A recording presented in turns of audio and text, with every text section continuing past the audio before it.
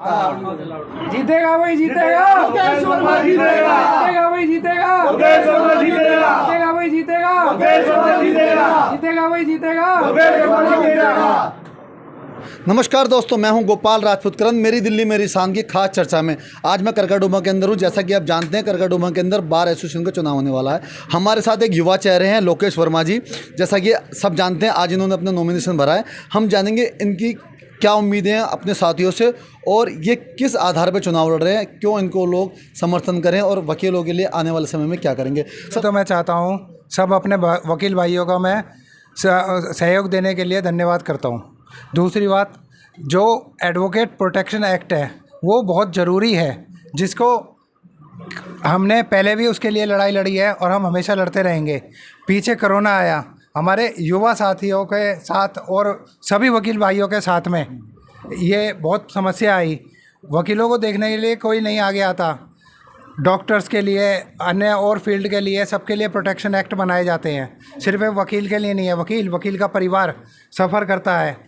आए दिन वकीलों के साथ हादसे होते रहते हैं। किसी की डेथ हो जाती है तो पीछे से क्या कंपनसेशन है, उसके लिए चक्कर लगाओ। और जो हम चाहते हैं, मारपीट हो रही है वकीलों के साथ, उन पर झूठे केस बनाए जाते हैं, फिर उसके लिए लड़ाई करी जाती है।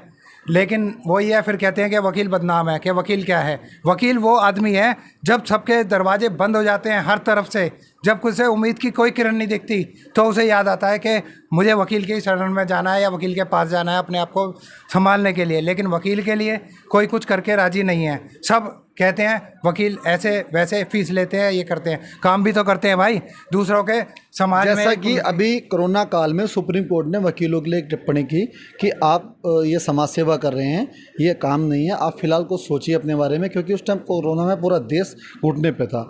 आप उसे किस प्रकार देखते हैं? वकीलों के लिए ऐसी क्या एक नियमित इनकम होनी चाहिए जिससे कि उनके परिवार की सुरक्षा हो सके? सबसे पहले तो जो युवा वकील आ रहा है उसको अपने जेब खर्च के लिए भी पैसे नहीं होते हैं, तो हमें चाहिए कि उनके लिए कुछ पेंशन वगैरह हो या कोई एक ऐसा स्टाइफन टाइप का अमाउंट बन जाए जिससे कि उसको आने जाने का खर्चा हुआ या मिसलेनियस एक्सपेंसेस उसके पूरे हो जाएं। और दूसरी चीज़, ये एडवोकेट्स के लिए जो एक पेंशन ही कह सकते हैं इसको हम, ये एक अमाउंट सेट कर दिया जाए कि भाई इतना अमाउंट उसको दिया ही जाएगा, जिससे कि उसको परेशानी ना हो। क्योंकि एक तरफ फिर कहते हैं कि एडवोकेट और कोई काम करेगा नहीं। अब वो काम भी नहीं कर सकता और उसका इनकम भी नहीं हो रही, तो ये तो परेशानी वाली बात है। हमेशा एक बात कही जाती है कि जब आदमी निराश हो जाता है तो कहता है मैं आपको कोर्ट में देख लूँगा। थाने में जाते हुए आदमी डरता है, हॉस्पिटल में जाते हुए डरता है, लेकिन आदमी को यही लगता है कि वकील सा हो सकता है मुझसे कुछ फीस ले ले पर मेरी सारी समस्याओं का निवारण करेगा। तो उस लेवल को देखते हुए आप बड़ा सम्मानजनक आपका मतलब ये पेशा है, तो वो बरकरार रहना चाहिए आगे। उसके लिए और क्या ऐसा होना चाहिए? देखिए, जब कोई कहता है मैं कोर्ट में जा कर के देख लूँगा, तो इसका मतलब ये होता है कि उसे कानून पर विश्वास है, हमारी न्याय व्यवस्था पर उसको भरोसा है। और ऐसा, ये बहुत सही बात है, लोगों को न्याय मिलता है कोर्ट से, यह बात नहीं है। ठीक है, मामले लंबित हैं ज़्यादा, वो अभी और सोच रहे हैं ये कोर्ट्स बनाने के लिए, तो वो भी जैसे जैसे होती रहेगी। वकील तो अपना काम करता ही है। अपने वकील एक केस में अपनी पूरी जी जान लगा देता है। फीस ले रहा है तो ऐसा नहीं है, वो अपना पूरी मेहनत कर रहा है और अपना जितना उसके बन पाता है वो उसको अपने एफर्ट्स पूरे करता है। नए वकीलों को बड़ी समस्या होती है अपने आप को पैनल में लाने के लिए, उसके लिए कुछ योजना है? वकीलों के लिए पैनल में आने के लिए उनको एक संगठित होना पड़ेगा। एक उन्हें अपनी एसोसिएशन बनानी पड़ेगी जिसमें एक कंपनी टाइप में कि भाई हाँ, हम आपने ये काम करेंगे, ऐसे काम करेंगे, एजेंडा रखना चाहिए। और दूसरा, मेरा ये कहना है कि जैसे एडवोकेट्स हैं, इनके लिए एक आवास योजना चलानी चाहिए।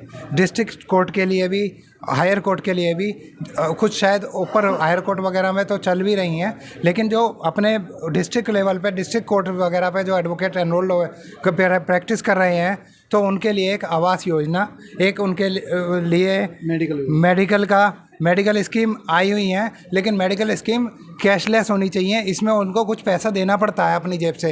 एक इसमें सिंपल सी बात है कि अगर इस पॉलिसी को हम, कोई बीमार हो जाता है तो आजकल 1 लाख रुपए का बिल मिनिमम बन ही जाता है, तो उसमें से अगर वो 20% भी देना पड़ गया उसको, तो उसे 20,000 रुपये चले जाएंगे। तो 20,000 रुपये में तो वो ऑलरेडी 5,000 रुपये वाली, 5 लाख रुपए वाली पॉलिसी ले सकता है। तो उसके वो 20,000 रुपये जो गए वो तो वेस्ट गए।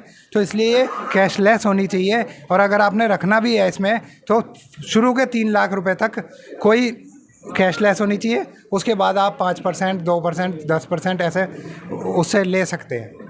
ठीक है, ये थे हमारे साथ लोकेश वर्मा जी। इन्होंने बताया कि वकीलों के हित के लिए आने वाले समय में क्या क्या करने वाले हैं। सब करेंगे इनके साथियों से कि आखिर ये जो चुनाव आने वाला है इसके अंदर कितना समर्थन इनको मिलेगा। संजय जी, आप यहाँ पे बड़ी संख्या में काफ़ी लोग हैं लोकेश जी के समर्थन में, तो क्या कहना चाहते हैं, ये इनको समर्थन किस आधार पर मिलेगा? सबसे पहले इनसे सभी लोग प्यार करते हैं, बड़े सिंपल और बड़ा अच्छा स्वभाव है इनका, और पिछले 20 साल से सीनियरिटी भी अपने आप में काउंट होती है। 20 साल से इस कोर्ट में अपनी सेवा प्रदान कर रहे हैं और कोई एक भी दाग नहीं है, और सभी जूनियर्स के साथ, जूनियर्स में क्योंकि वो यंगस्टर्स हमारे यंगर ब्रदर जो हैं सिस्टर्स हैं, उनके साथ बिल्कुल मिल के काम करते हैं। और यही कारण है सभी लोगों ने अप्रोच किया कि सर आप चुनाव लड़ो, तो आज उनके कहने पे चुनाव लड़ रहे हैं। और आप सभी लोगों का प्यार, इन सभी लोगों का प्यार, आशीर्वाद, बड़ों का, सीनियर्स का, सभी लोग सीनियर एडवोकेट्स कहते हैं, हम लोग कहते हैं गार्जियन, क्योंकि हम लोग यहाँ परिवार हैं। हम जब भी किसी मुसीबत में फंसते हैं तो हमें हमारे सीनियर्स जिसको कहते हैं वो गार्जियन है, उनका हमें पूरा आशीर्वाद मिलता है, पूरा सहयोग मिलता है। यंगस्टर्स हमारे साथ रहते हैं और हम सब लोग जब तक यूनिटी में हैं तब तक हम लोग अपनी आवाज़ बुलंद करते रहेंगे। और ऐसे लोगों को ही आगे लाना चाहिए जो आगे लाके बाहर के लिए अच्छा काम करें और आगे जाके समाज के लिए अच्छा काम करें। सोशल भी हैं भाई साहब, सोशली भी बहुत एक्टिव रहते हैं, बाहर भी और कोर्ट में भी, तो ऐसे लोगों को ज़रूर लाना चाहिए जिता कर, मेरा ही है। ये थे हमारे संजय खेड़ा। आप कहाँ से और आपको क्या लगता है कि यहाँ क्या स्थिति है? स्थिति ठीक है, जुझारू हैं लोकेश जी, और बहुत कुछ करने का जज्बा भी रखते हैं बार के लिए, बार मेंबर्स के लिए, तो चांस देना चाहिए और हम सब उनके सपोर्ट में आए हुए हैं आज यहाँ पे। हाँ, आप सर कौन से कोर्ट में प्रैक्टिस, मतलब आपका?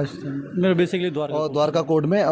सर इस चुनाव के बारे में 2 शब्द। अच्छा चुनाव है, मौका देना चाहिए मेंबर्स को, नए चेहरे लाने चाहिए बार में, और अच्छा विज़न है लोकेश जी का, तो उम्मीद करते हैं पूरे हम सपोर्ट भी चाहते हैं सबका मिले, तो इसी चीज़ के लिए ये पूरा समर्थन चाहते हैं। विनीत कुमार शर्मा। विनीत जी, क्या कहना चाहते हैं चुनाव के बारे में और अपने जॉइंट सेक्रेटरी के बारे में? सर मैं सिर्फ इतना कहना चाहता हूँ, जो हमारे होने वाले जॉइंट सेक्रेटरी हैं लोकेश वर्मा जी, और वो होंगे, आज उन्होंने वो नॉमिनेशन फाइल कर रहे हैं, उसके बाद जो रिज़ल्ट आएगा वो उनके फेवर में ही जाएगा। वो बहुत ही जुझारू हैं और यहाँ पर हर चीज़ में एक्टिव रहते हैं, और उनका जो सोचना है कि युवा लोगों के, युवा जो भी यहाँ पर आ रहे हैं उनके लिए कुछ ना कुछ पेंशन या जो रेजिडेंस है उसकी व्यवस्था होनी चाहिए। उनकी सोच बहुत अच्छी है, और जो यहाँ पर काम करना चाहते हैं, हम सब मिलके इन्हें जिताएंगे और लोकेश वर्मा जी जीतेंगे और इनका साथ देंगे।